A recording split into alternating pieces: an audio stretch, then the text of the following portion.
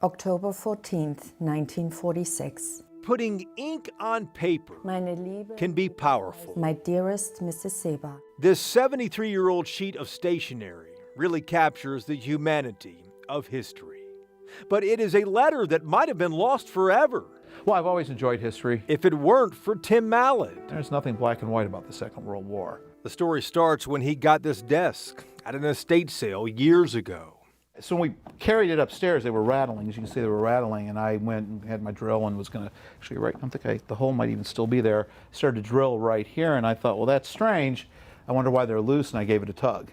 It was a hidden compartment, and inside, Tim found a passport and fading letters that once belonged to a woman whose name was Helen Seba. They were in German, but they were marked to addresses in England, but they were written during the war. Mrs. Seba and her husband fled to England before the war. That's them in front of the very desk that is now in Tim's Dallas office, with those letters still tucked away inside. From time to time, when somebody that was German would come through or was older, I would ask people to look at them and read them. And I was getting a sense that something really bad had happened. Sie werden sich kaum vorstellen. You can hardly imagine the joy we felt when hearing from you. It is just so sad that it had to be under such horrible circumstances. It was Jane Seymour, though, the actress, who finally pushed him to get them translated. He happened to sit next to her on a flight a few years ago. The letters came up in conversation, and she urged him to finally find out what they said. Turns out it is a haunting story. A woman named Olga wrote the letters to Mrs. Seba. Olga was a refugee, and Mrs. Seba's brother was a doctor named Willie Weiss, who took Olga in at his family's apartment in Germany. And her letters detail the brutality of what advancing Russian soldiers did to German civilians in the final days of World War II. They found the family in the basement.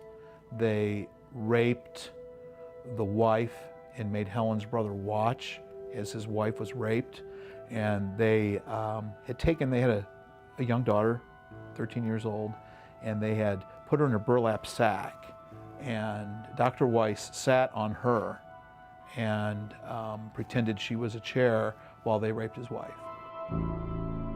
Continuously, the Soviets entered, looted, and took possession of the young girls. They were particularly crazy about Ulla. What she wrote next, though, is the hardest to hear. The Russians kicked the door down, and they grabbed the little girl. Her name was Ulla. Basically, she was raped multiple times. They brought her back, and they threw her in the house and said, "We're coming back in a half hour. There are other guys, that are coming for you." And she said, "Daddy, I want to die. Daddy, please kill me." But your family, in despair, grabbed the one thing they had always planned: potassium cyanide.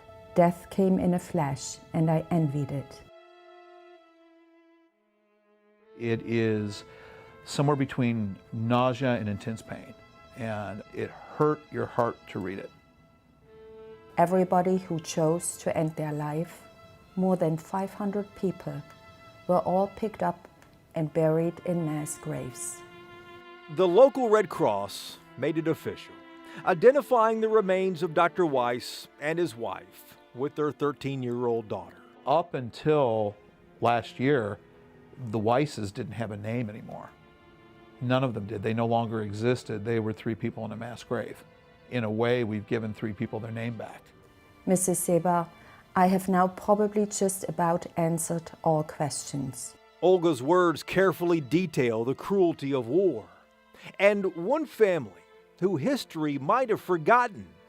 I guess there's still a lot to say, but you can only do that by talking. If Tim Mallett hadn't discovered those hidden letters that Mrs. Seba saved. In Dallas, I'm Jason Whiteley.